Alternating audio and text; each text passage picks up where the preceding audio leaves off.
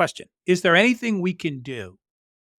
We're not going to abandon these technology conveniences, but is there anything we can do to try and de-stress or create a combination of how they're used to help our employees? Yeah, it's a great question. I think from my perspective, having a team that's mainly knowledge workers and required to be at a computer 8 hours a day, there's no way of necessarily getting them off the device in my specific instance. But, our team is remote. Something that we have done, it's been a while now, but during COVID, what we did, uh, we would go on Zoom meeting walks. So you're on Zoom audio only, and we have a walking meeting. So we're outside, we're in nature, we're able to just talk as a team, you know? You had a Um, podcast years ago that I followed that it's called Let's Go for a Walk. And so yeah. there I was not walking, but I'm watching a guy going, "Oh man, that looks just so relaxing." And I'm going, "Just get out the door, walk outside." I live on a golf course. Go walk the golf course. But Yeah. it was always a great conversation. You have such a soothing voice, and I'm going, "Why can't?" Well, I thought that was a great way to cut through the clutter of Yeah. digital.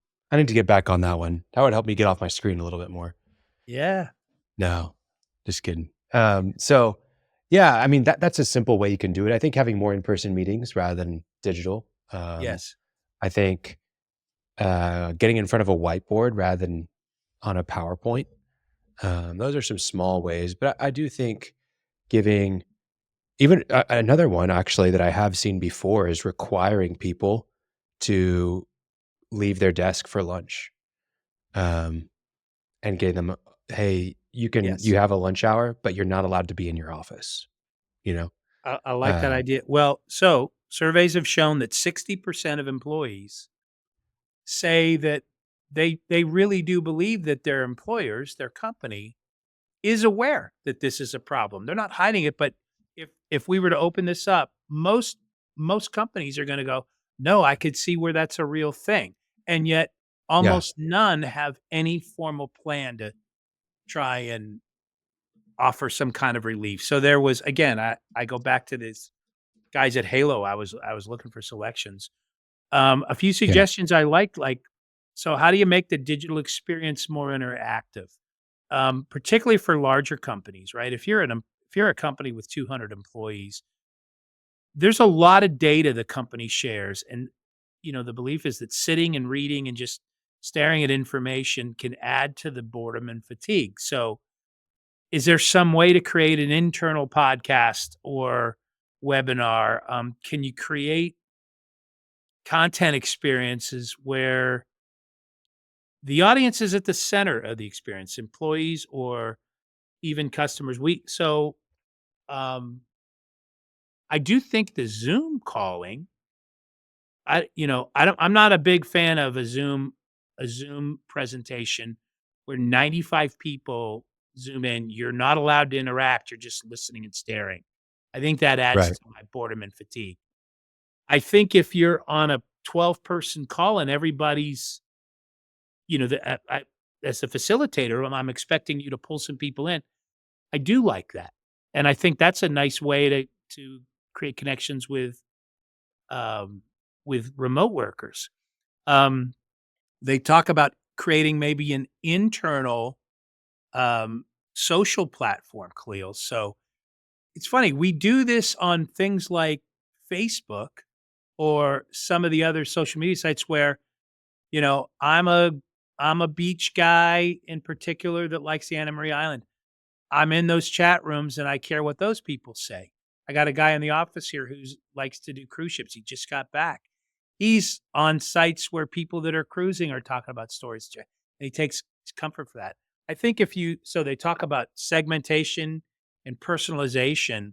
Maybe you don't treat all your employees in one aggregate group, but is there a way to keep it relevant? We have a Monday morning, what we call our blue dot meeting, where we talk about new opportunities and projects that are new to us. And the account managers and project manager in there, but I don't have all the guys in the back of the house in there. The rental pull and prep guys and the inventory guys and the shipping and receiving guys. And those guys are interested in things that the other maybe the broader audiences. So I think how do you make it more meaningful is another thing, the segmentation and personalization. Um, Mhm. the other suggestion I thought was interesting, this is gonna sound weird because it's more technology. Can you use AI to stream some of the screen time? I'm thinking in particular, if you're in the trade show and exhibit business, Khalil, you're doing a lot of research for the projects you're estimating. Where's the show? What's the floor plan look like? What are the move and move out dates?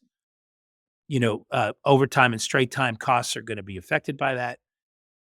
You They said use AI to try and cover a lot of that because those tools do exist out there. And if you can't, I mean, in other words, they were basically saying, think chat GPT and not Google search automatically.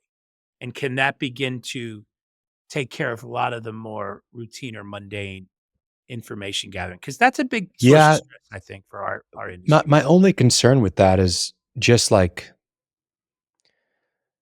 You like with lose other skill technologies, you when lose we have skill set too? efficiency.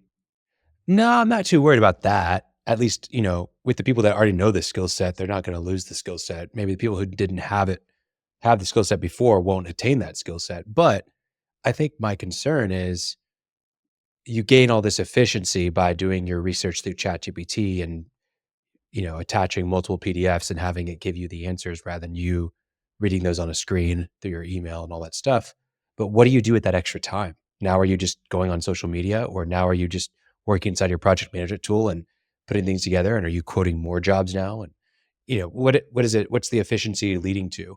Just like the microwave didn't lead to us having 40% more of our time to not clean dishes and cook and all that kind of stuff. It just allowed us to watch more TV. It allowed us to be on our phones more and whatever, right? At what point is that on us though, right? Well, that's my main point. When do we You take the have to We responsibility have and to find go, incentives. It all comes back to incentives in my mind. What is our incentive to not be on our phone? And with the yeah, dopamine, they've created these devices to trigger dopamine hits that are also fleeting. So then you want more dopamine hits because it wasn't yes, enough. It didn't right. actually come to a resolution. And, you know, so you have to find some sort of incentive. And I think it's a really interesting conversation for employers to try to incentivize um, digital detoxes or digital abstinence or whatever you want to call it.